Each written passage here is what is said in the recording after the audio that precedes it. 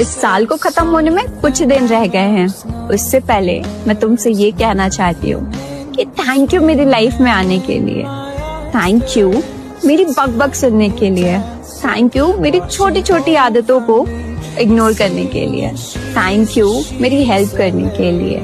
Thank you मेरी care करने के लिए। उस हर चीज के लिए थैंक यू जो तुमने मेरे लिए की है। थैंक यू मेरी लाइफ में रहने के लिए।